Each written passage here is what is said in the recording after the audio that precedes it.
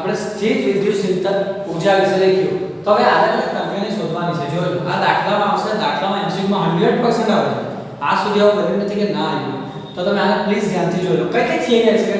જો વિદ્યુત ભારોના તંત્રની સ્થિત ઊર્જામાં કઈ કઈ આવી શકે? બે વિદ્યુત ભારના તંત્રની સ્થિત ઊર્જા. કોઈ બાહ્ય વિદ્યુત ભાર તો પહેલે વિદ્યુત ભાર આવે, પછી બીજો વિદ્યુત ભાર. આ જે તંત્ર બને એની સ્થિત ઊર્જા. બીજું કોઈ વિદ્યુત ભાર નથી. ત્રણ વિદ્યુત ભારોના તંત્રની સ્થિત ઊર્જા દાખલામાં કામ લાગશે. આ બંનેમાં એટલો ફરક છે નહીં. હવે કોઈ પહેલેથી, હવે આની જગ્યાએ જો પહેલેથી કોઈ બાહ્ય ઇલેક્ટ્રિક ફિલ્ડ હોય, ઇલેક્ટ્રિક ફિલ્ડ આગળ જાય છે, આ બાજુમાં ધન આ બાજુ ઋણ ધ્રુવ, એટલે ઇલેક્ટ્રિક ફિલ્ડ જાય અને એવા વિદ્યુત ક્ષેત્રમાં તમે કોઈ લાવો, કોઈ વિદ્યુત ભાગ લાવો તો એની કેટલી ઊર્જા, એ મૂક્યા પછી કેટલી સ્થિત ઊર્જા એ આપણે દેખવાનું છે. તેવા પણ ત્રણ કેસ છે પાછા.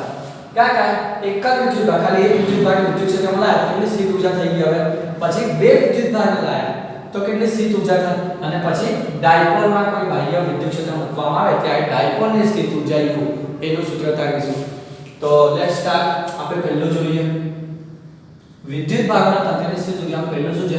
બે વિદ્યુત ભાગોના તંત્રની સ્થિત ઊર્જા. બે વિદ્યુત ભાગ Q1, સવાલમાં નથી લખતો, Q2 છે જે અનંત અંતરે છે.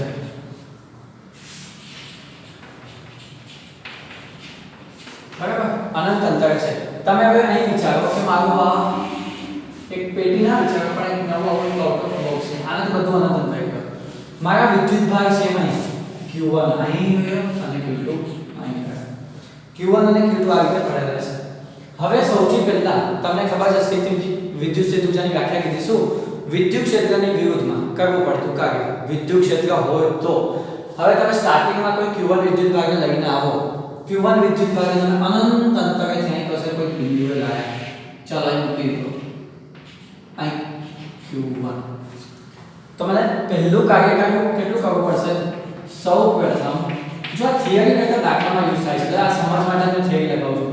સૌપ્રથમ Q1 ને અનંત અંતરેથી કોઈ બિંદુ P પર લાંબા કરવું પડતું કાર્ય W1. સ્ટાર્ટિંગ પછી બધા કાર્યનો સરવાળો કરી દઈશું એટલે કાર્ય એ મારી સ્થિતિ ઊર્જા છે. W1 મારું Q1 અને મેં તમને આગળ વિડિયોમાં દેખાડ્યું કે શું હતું. W1 મારી સ્થિત ઊર્જા U W1 Q1 delta V. Q1 delta V આ મારી સ્થિત ઊર્જાનું સૂત્ર છે. Q1 જોડે ગુણી નાખો તમને ઊર્જા મળી જાય. પણ ડેલ્ટા V પણ અહીં કોઈ બીજું કે બાહ્ય વિદ્યુત ક્ષેત્ર નથી. વિદ્યુત ક્ષેત્ર નથી, બાહ્ય વિદ્યુત ક્ષેત્ર નથી. એટલે શું થશે કાર્ય? W1 Q1. વિદ્યુત સ્થિતિમાન છે જ નહીં, તેનો તફાવત શું આવવાનો? કેટલો? 0. વિદ્યુત બાહ્ય વિદ્યુત ક્ષેત્ર નથી માટે E is equal to 0 and delta V is equal to 0. માટે W1 is equal to મારું 0.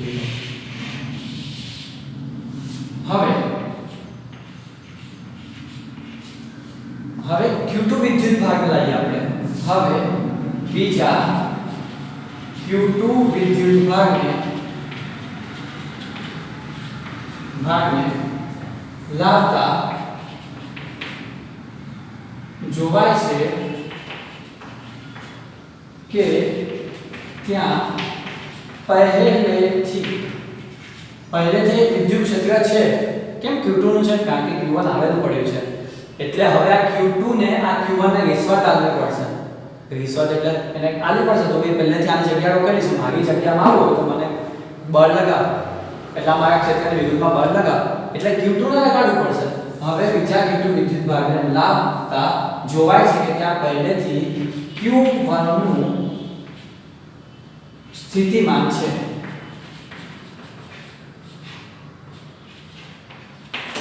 સ્થિતિમાન V1 છે. માટે Q2 ને લાવવા માટે કરવું પડતું કાર્ય W2 ઇઝ ઇક્વલ ટુ જે વિદ્યુત ભાગને લઈને આવો છો Q2 અને ત્યાં જેટલું ભાગ વિદ્યુત સ્થિતિમાન છે કોના લીધે છે V1. V1 એના લીધે છે ને આપણે ધારો કે આ Q2 નહીં લાયા, કેટલા લાયા અહીં મૂકી, અને આ બે વચ્ચેનો ડિસ્ટન્સ કેટલું કહેવાય કોઈ R1 2 is equal to Q2 V1. V1 કોના લીધે કે Q1 upon Q1 અને Q2 વચ્ચેનું ડિસ્ટન્સ આ V1 ક્યાં લગાડવું છે મને V1 આટલા અંતરે લગાડવાનું છે તો R12 R12 માં કન્ફ્યુઝ થાય દાખલામાં એટલું હાર્ડ આવે નહીં એટલે તમને અંતર આધારને લઈ લેવાનું તો is equal to મારું થયું W2 is equal to K Q1 Q2 upon R12 Q1 અને Q2 વચ્ચેનું અંતર. Now total વિદ્યુત સ્થિતિઊર્જા U is equal to we know that it is the work. What work? બહુ અનંત અંતરેથી તમે લાયા, પહેલાને લાવવા માટે કરવું પડતું કે બીજા લેવા માટે કરવું પડતું, જે કાર્ય થયું સ્થિતિઊર્જા થઈ આખા તંત્રની પહેલાને લાવવા માટે કરવું પડતું શૂન્ય, બીજાને કરવું પડતું k q1 q2 upon r12. તમારી u is equal to શું આવ્યું આ જવાબ આવ્યો u is equal to k q1 q2 upon r12. બે તંત્રોની પહેલો સવાલ લખેલો છે બે તંત્રોની સ્થિત વિદ્યુત સ્થિતિઊર્જા જ્યારે બાહ્ય વિદ્યુત ક્ષેત્ર પ્રેઝન્ટ નથી ત્યારે.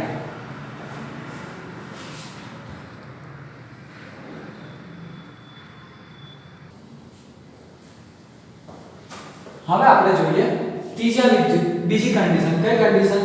ત્રણ વિદ્યુત ભારના તંત્રની સ્થિતિઊર્જા. બે વિદ્યુત ભારને તમે તમને શીખવાડી દીધું, આખી થિયરી નહીં લખો. હવે વિચારો કે અનંત અંતર આ પેટી છે, બાજુ પણ છે અનંત અંતર ગણો Q3. પેટીમાં કોઈ વિદ્યુત ક્ષેત્ર નથી, પેટી ખાલી છે એમ સમજો. સૌથી પહેલા હું તમને ખબર છે બેની જગ્યાએ મારો સવાલ શું છે second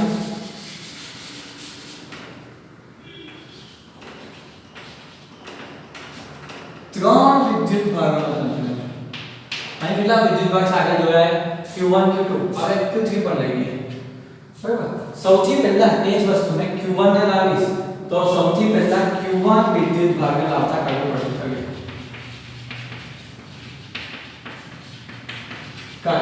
W1 is equal to Q1 delta V, same Q1 આમાં તો છે નહીં પહેલા એટલે કે 0. W1 is equal to 0.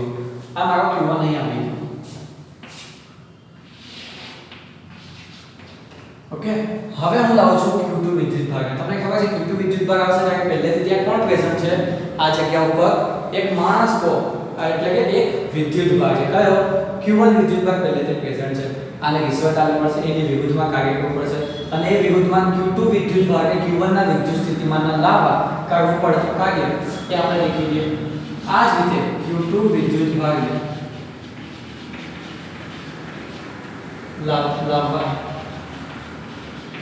કરવું પડતું કાર્ય W2 is equal to Q2 into delta V. કોના લીધે? V ના લીધે.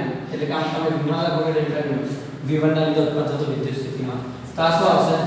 Q2 મેં પાછળ લખું છું, V1 ની કિંમત લખું છું. કેટલી થશે? K Q1 અને વિદ્યુત સ્થિતિમાન તો ખબર છે અંતર પર આધાર રાખે. કેટલા અંતરે?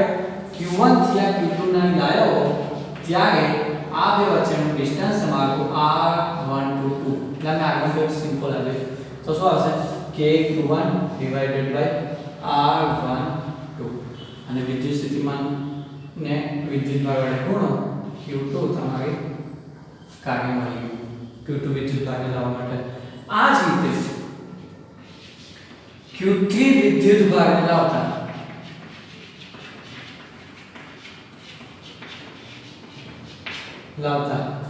Q1 અને Q2 જે પહેલેથી ત્યાં છે અને V1 અને V2 પણ આપશે. એ શું આપશે? V1 અને V2 પણ આપશે. એટલે આના લીધે કેટલું કાર્ય કરવું પડશે? W3 is equal to Q3 ને લાવવા માટે આમાં Q2 આવ્યું. Q3 ને મેં લાવું છું બની ગયા સૌથી તો સૌથી પહેલા 1 થી 2, તો 1 થી 2 નું ડિસ્ટન્સ પણ આપી દીધું r 1 થી 3, 2 to 3, તો r 2 to 3.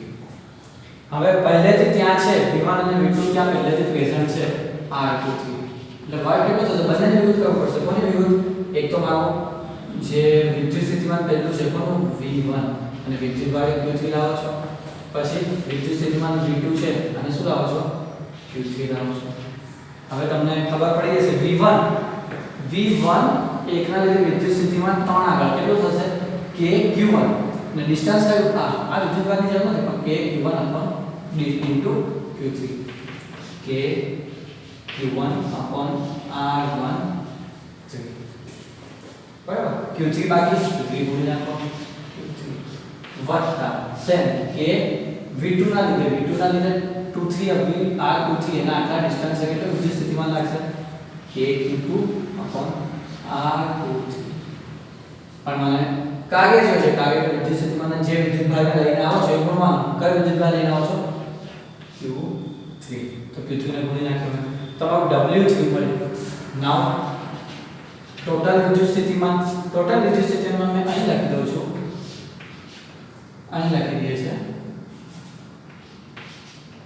કેટલું? ટોટલ વિદ્યુત સ્થિતિમાન u w1 w2 w3, w1 0 plus w2 કેટલું છે? k q1 q2 upon r12 plus k w3 q1 q3 upon r13 plus k q2 q3 upon n23 એટલે r23. આ વિદ્યુત સ્થિતિમાનનું સૂત્ર 0 નીકાળી દેને u નથી દઉં છું જેથી આવશે. તો ત્રણ વિદ્યુત ભાગોના તંત્રની વિદ્યુત સ્થિર ઊર્જા આટલી થાય.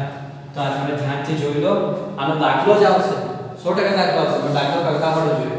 જો આમાં ચોથું એક આવી જાય તો ચોથો વિદ્યુત ભાગ q4 આટલું તો આવશે, અને સાથે શું થશે? પ્લસ 4 વિદ્યુત ભાગો તંત્રની સ્થિતિ ઊર્જા કેટલી થશે? 4 વિદ્યુત ભાગ. આ તો સેમ, આનામાં પ્લસ, આનામાં જ અને પ્લસ આટલું આનામાં જ પ્લસ. શું પ્લસ થશે?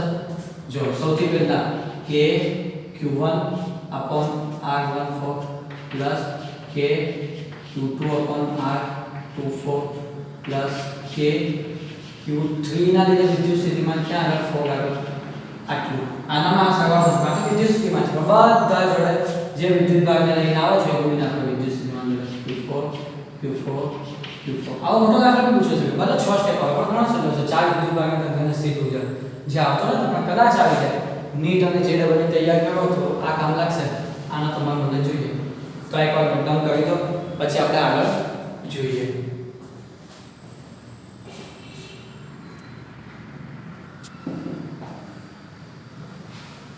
હવે શું આપણે ત્રીજું જોવાનું છે? કયું ત્રીજું? એટલે કયું? હવે આપણે થોડી કન્ડિશન બદલી દઈશું. આપણે વિદ્યુત ભાગ હતા ત્યારે પહેલા ત્યાં કોઈ વિદ્યુત ક્ષેત્ર બીજું નહોતું, બાહ્ય વિદ્યુત ક્ષેત્ર નહોતું. પણ હવે એવું વિચારો કે આ જે પેટી છે, જે તમે પેટીમાં વિચારો છો, પેટીના પરિણામને સમજવા માટે q1 q2 વિદ્યુત ભાગ છે, ખાલી q1 વિદ્યુત ભાગ બનાવવાનો છે. q1 વિદ્યુત ભાગ પણ આ પેટીની અંદર પહેલેથી આપણે કન્ડિશન બદલી દઈશું. હવે શું લખી દઈશું? થર્ડ કન્ડિશન માં કઈ છે? વિદ્યુત ભાર q1 ને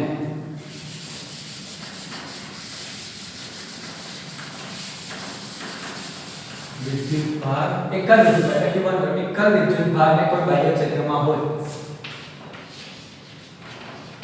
એક જ q1 વિદ્યુત ભારની u એનું સૂત્ર શું લખવાનું છે? બાહ્ય વિદ્યુત ક્ષેત્રમાં. અહીં લખી દો બાહ્ય વિદ્યુત ક્ષેત્રમાં, એક જ વિદ્યુત ભારની બાહ્ય વિદ્યુત ક્ષેત્રમાં. તો હું બાહ્ય વિદ્યુત ક્ષેત્ર કઈ રીતે પ્રેઝન્ટ કરું છું? આવી તો પહેલેથી વિદ્યુત ક્ષેત્ર છે. પહેલા કે ખાલી પેટી હતી, અહીં કોઈ બહુ બધા વિદ્યુત ભારો છે આ પેટીની આજુબાજુ. તમારું વિદ્યુત ક્ષેત્ર એ પહેલેથી પ્રેઝન્ટ છે, પહેલેથી પ્રેઝન્ટ છે. એના લીધે વિદ્યુત સ્થિતિમાન પણ પ્રેઝન્ટ છે. આ ઈ જે પ્રેઝન્ટ છે એને હવે q1 લાવવો છે તો આની વિરુદ્ધ પણ કાર્ય કરવું પડશે. પહેલા ખાલી q1 ને લાવતા તો કોઈ કાર્ય નથી કરવું પડતું. વિદ્યુત સ્થિતિ સ્થિતિમાન હતું જ નહીં. હવે બાહ્ય વિદ્યુત સ્થિતિમાન કઈ રીતે ધારો કે power plus plus plus plus plus વિદ્યુત ભાર હશે, આ બાજુ minus minus minus minus minus વિદ્યુત ભાર છે. એટલે અહીંયા અંદર એક નિયમિત વિદ્યુત ક્ષેત્ર બનશે જે લાઈન બતાવશે તમને નાનથી હું દિશામાં છે. આ રીતે વિદ્યુત ક્ષેત્ર છે. હવે વિદ્યુત ક્ષેત્રમાં છે Q1 વિદ્યુત ભારને લઈને આવો, Q1 વિદ્યુત ક્ષેત્રમાં Q1 વિદ્યુત ભારને લઈને આવ્યો, અહીં Q1 મૂક્યું. તો એક આગળ કરવું પડશે. યસ, તો એકલ વિદ્યુત ભારને વિદ્યુત ક્ષેત્રમાં લાવવા માટે કરવું પડતું કાર્ય. પહેલા તો મારું શું થતું હતું, Q1 સૂત્ર તે જ મૂકું છું. જો ડેલ્ટા V વિદ્યુત સ્થિતિમાનનો તફાવત અથવા V લખો તો ચાલે. પહેલા શું કરી દેતો Q1 અને પહેલા કોઈ વિદ્યુત સ્થિતિમાન હતું નહીં એટલે મેં 0 કરી દેતો. હવે વિદ્યુત સ્થિતિમાન છે, આ કોઈ બિંદુ હોય અહીંથી કસરત લઈ લો તમે, આ અંતરમાં આવો, અહીંથી આ અંતર હોય તો આ બિંદુ આ અંતરમાં Q1 વિદ્યુત ભાર છે. તો વિદ્યુત સ્થિતિમાન શું થશે? હવે આમાં K Q1 Q2 આગળ ન લખો તો ઘણા બધા વિદ્યુત ભાર છે. જસ્ટ આપણે એટલું ખબર છે વિદ્યુત સ્થિતિમાન છે તો Q1 અને V વિદ્યુત સ્થિતિમાન at R1 એટલે મેં અહીં લખી શકું વિદ્યુત સ્થિતિમાન at R1. તમારું W1 એ જ મારું વિદ્યુત સ્થિતિ ઊર્જા થઈ ગઈ. તમારો જવાબ. હવે આનો વધારે નથી લખતો. શું કરીએ? W1 Q1 ડેલ્ટા V પહેલા 0 કરી દેતા અને પહેલેથી વિદ્યુત સ્થિતિમાન છે કયું સૂત્ર પ્રમાણે નહીં મળે આપેલું છે Q1 V R1. આના જે તમે કાર્ય કરો છો તમારું જૂલમાં હશે અથવા નવો એક શબ્દ લાવજો તમારા માટે ઇલેક્ટ્રોન વોલ્ટમાં. ઇલેક્ટ્રોન વોલ્ટમાં હશે. આના પર દાખલો એક ઇલેક્ટ્રોન એટલે કેટલી જૂલ એ જ આપણે જોઈએ. આ જૂલમાં છે આપણને ખબર છે. હવે તમે એમ વિચારો આ જ વસ્તુ મેં બતાવું છું. આ વિદ્યુત ક્ષેત્ર જો મેં લખેલું છે 1 ઇલેક્ટ્રોન વોલ્ટની ઊર્જા મને કહેવાય. તો આ જ વસ્તુ મેં લખેલી છે. આ રીતે કોઈ વિદ્યુત ક્ષેત્ર છે, આ મારી સમજી લો પેટી છે, અહીંથી Q1 એટલે શું છે મારું એક ઇલેક્ટ્રોન, ખાલી એક ઇલેક્ટ્રોન. એક ઇલેક્ટ્રોનને બોચું પકડ્યું નહીં ગયા ચલાય નહીં આવી ગયું. હવે અહીં આ કરવું પડતું કાર્ય કેટલું W કેટલું થશે W એક વિદ્યુત ભાર એટલે એક ઇલેક્ટ્રોન એટલે શું કહેવાય એક ઇલેક્ટ્રોન લખો તો ઇલેક્ટ્રોન ગુણ્યા અને આ પહેલેથી હું તમને કહી દઉં છું આ વિદ્યુત સ્થિતિમાન કેટલું છે 1 વોલ્ટ એટલે કે 1 જૂલ પર કુલમ્બ છે. તો એક ઇલેક્ટ્રોનને તમે લઈને આવો છો તો તમને વોલ્ટ કેટલું છે 1 વોલ્ટ. પહેલા કાર્ય કેટલું છે મારું 1 ઇલેક્ટ્રોન વોલ્ટ. 1 ઇલેક્ટ્રોન વોલ્ટ થઈ ગયું સરસ. હવે 1 ઇલેક્ટ્રોન એટલે કેટલા કહેવાય 1.6 ગુણ્યા 10 ની માઈનસ 19 વોલ્ટ એટલે ગુણ્યા 1 વોલ્ટ જ છે 1 વોલ્ટ બરાબર.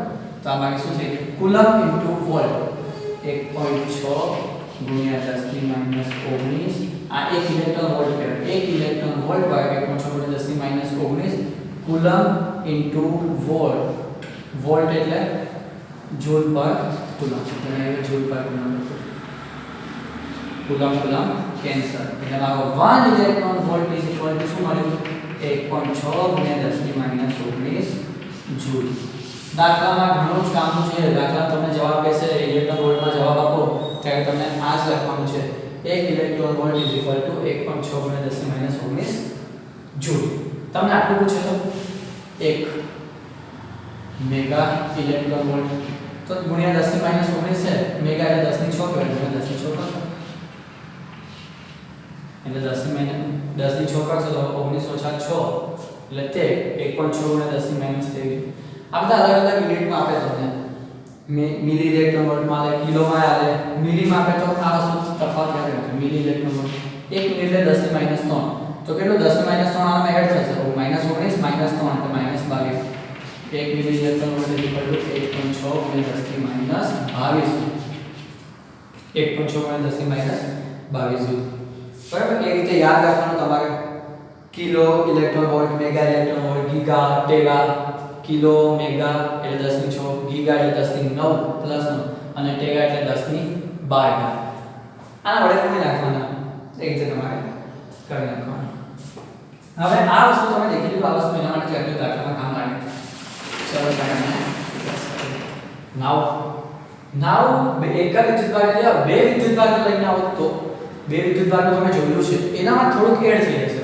અહીં આપણે શું હતું બે વિદ્યુત ભારના તંત્રને લઈને આવતા હતા ત્યારે મેં નાના અક્ષરે લખું છું ટ્રાય કરું છું તમને સમજાવવાનો કે Q1 Q2 R. તમે 2 ને પહેલા લાવો કે 1 ને પહેલા લાવો આટલી ઊર્જા કહેવાની. તો હવે બે વિદ્યુત ભાર છે સેકન્ડ અને ફોર્થ કન્ડિશન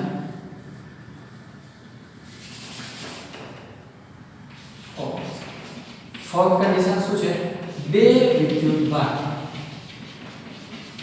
બાહ્ય ક્ષેત્રમાં પહેલેથી ક્ષેત્ર છે તો u is equal to બે વિદ્યુતભાર લાવવા માટે કરવું પડતું કાર્ય બાહ્ય વિદ્યુત ક્ષેત્રમાં q1 ને લાવવા માટે કરવું પડતું આકૃતિ અહીં જોઈ લો આકૃતિ મને દોરતો આકૃતિ પરથી q1 માટે કાર્ય is equal to w1 is equal to same પહેલા તો સ્ટેટ q1 into v આગળ q1 into v r1 બરાબર આમાં હવે જસ્ટ v લખો તો પણ ચાલે બીજું સીધીમાં ના ચાલે છે જો q into v q પણ એક છે એક ઇલેક્ટ્રોન એટલે પણ ચોગણ દશમાને સમજ કુલમ અને 1 તો w1 is equal to માં આવી હવે q2 ને લાવીએ તો બાહ્ય વિરુદ્ધ અને q1 ના પોતાના લીધા ઉત્પન્ન થતા વિદ્યુત સ્થિતિમાં v1 ની વિરુદ્ધ કાર્ય કરવું પડે એટલે અહીંયા કેટલા આવશે 2 આવશે w2 પેલા એક જ લેતા હતા w2 is equal to જો પહેલા શું લેતા હતા ખાલી આટલું લેતા હતા શું લેતા હતા q2 છે અને મારું v1 જે છે એની સાથે q2 નો ગુણ નાખતા પણ હવે આપણી થાય છે એક વાત આવી જશે જે બહાર કેન્દ્ર v છે કોણ v બાહ્ય જે મારું આટલું આવે છે અને એની સાથે પણ q2 ને ગુણવું પડશે v આટલું તમારું ફિક્સ છે આપેલું 1 વોલ્ટ છે 10 વોલ્ટ છે આ પણ v1 તમારું q1 ના લીધે છે તો આનું સૂત્ર બને છે શું કે q1 q2 r2 સૂત્ર આટલું છે કે q1 r1 પણ q2 આનું છે પ્લસ vr2 q2 છે આમાં શું નવું આવ્યું પહેલામાં ખાલી એક જ આવતું જો k q1 q2 r12 k q1 r12 અહીં શું બે નવા ગયા એક તો q1 ને બાહ્ય વિદ્યુત ક્ષેત્ર વિરુદ્ધ કરવું પડતું કાર્ય અને q2 ને બાહ્ય વિદ્યુત ક્ષેત્ર વિરુદ્ધ કરવું પડતું કાર્ય આ બે પદ નવા છે એક અને